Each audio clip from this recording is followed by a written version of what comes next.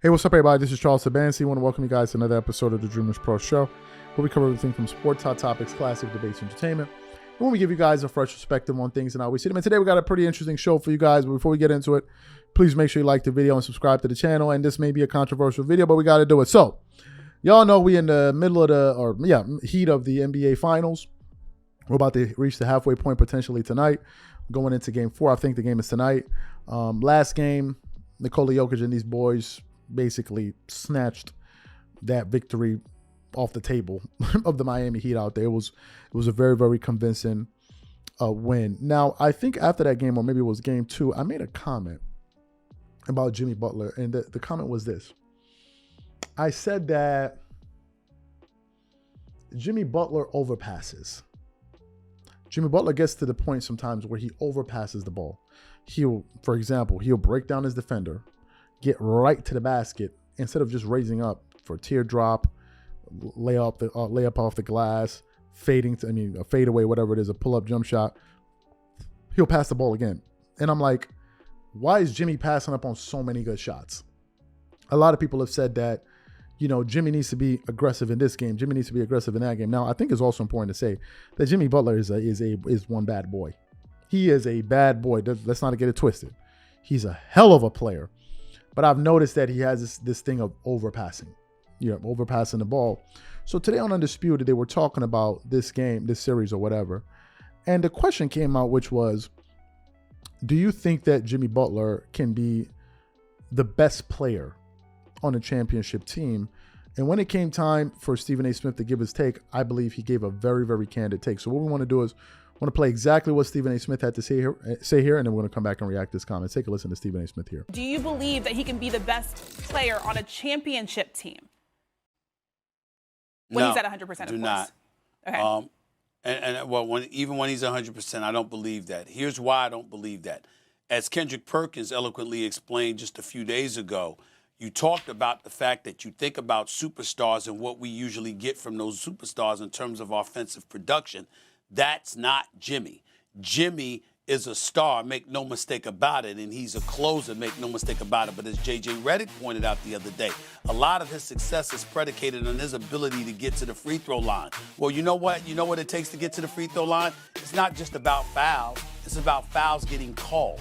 It's about the officials being cooperative to some degree. There's some calls that you're going to get, and there's some calls that are going to get missed. And there's some calls that are flat out not going to get called. And when your success offensively is so predicated on that component, I don't think it bodes well for that to be the way that be the leading individual that guides you to a championship. Under no circumstances am I trying to imply, guys, that you can't win a championship with Jimmy Butler as your best player. I'm not trying to say it can't be done. I'm trying to say it's not ideal, it's not conventional, it's not normal, and in most instances, it doesn't measure up to snuff. When Jimmy Butler lost the championship in the bubble, it's because he was going up against LeBron James. When Jimmy Butler and them lost last year in Game 7 in Boston, Jaylen Brown and Jason Tatum went ballistic. With Jimmy Butler doing, in these NBA Finals, Nikola Jokic and Jamal Murray are standing in his path. So what I'm saying is that it's not that he's not great. It's not that he can't produce for you.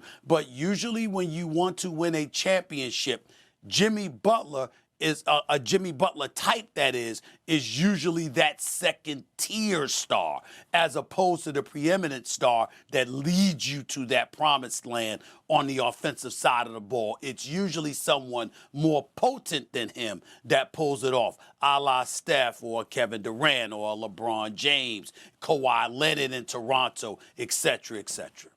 So let me steal a page out of J.J. Redick's book. I need clarification, okay? Are you saying he can't be the best player on the championship team, or are you saying he can be the best player on the championship team? That was the question. I'm saying for the most part, no, he cannot be. You need something a little bit more in order to win the championship. Now, obviously, I'll be wrong if he wins this championship, if he wins this series. But if he doesn't, which I suspect he won't, I'll be right. Because, again, he's a lot of things. He's not Nikola Jokic. Well, you're going to be wrong. So you heard what Stephen A. Smith had to say. First of all, I agree with Stephen A. Smith. I know it's a controversial statement. I know it's controversial to say that Jimmy Butler. As a matter of fact, we put up a poll on our channel before producing this show here. We asked, God, this word, questioned our audience. And basically the question was, can Jimmy Butler be the number one option on a championship team? Out of the 1,700 voters in the last 40 minutes, 62% of them are saying yes, 92% of them are saying no. So I think this is an unpopular position to take. Let me give you guys a thought that I was having over the last few days. I remember when I think JJ Redick said that when Mad Dog Russo included Kawhi Leonard and Jimmy Butler, Kawhi Leonard and Jimmy Butler in the top 20, where he said they're better than Jaylen Brown. And JJ Redick pushed back on him. Like, that's unfair. How can you show Kawhi? Kawhi's not healthy and all of that stuff. And I sat back and I thought to myself, I said, wait a minute. Y'all are telling me that Jimmy Butler and these dudes is better than Kawhi. The same Kawhi that beat Jimmy Butler, Ben Simmons, Joel Embiid, Tobias Harris in a series to go to the Eastern Conference Finals. We talking about that Kawhi? Jimmy Butler's better than that dude who beat all of those dudes? Excuse me? When did that happen? This is a thought I've been having in my mind, right? And I'm not making this about Kawhi, but I absolutely don't think Jimmy Butler's better than Kawhi at all.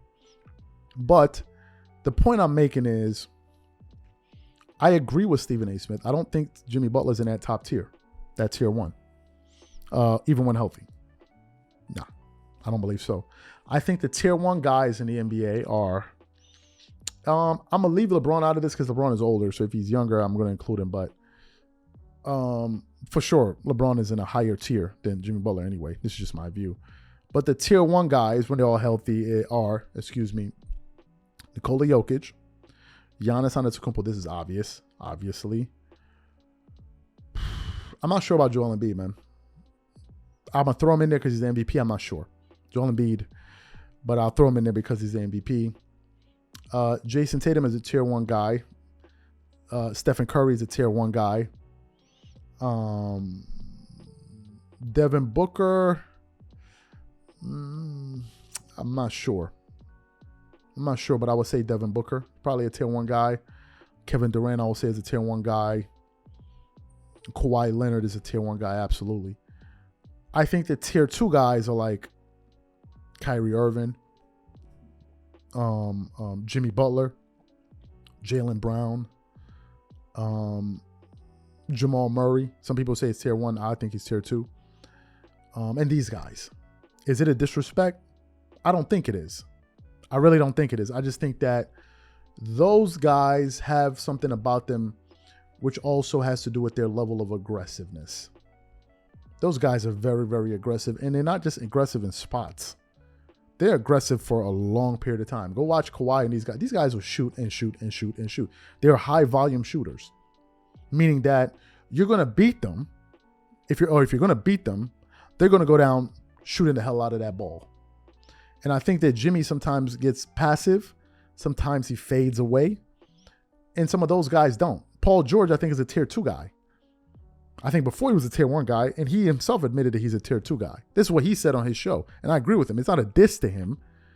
But I believe that the tier one guys are the elite of the elite. And obviously some people would disagree. Like, well, how can you say this? He got this far. I understand that. I totally understand that. But even if he were to win this championship, I'm not ready to say he's on the level of Stephen Curry. I'm not ready to say that he's on the level of Giannis Antetokounmpo. I'm not ready to say that he's on the level of Nikola Jokic. I'm not ready to say that. And maybe that's a controversial take, but I just don't believe it.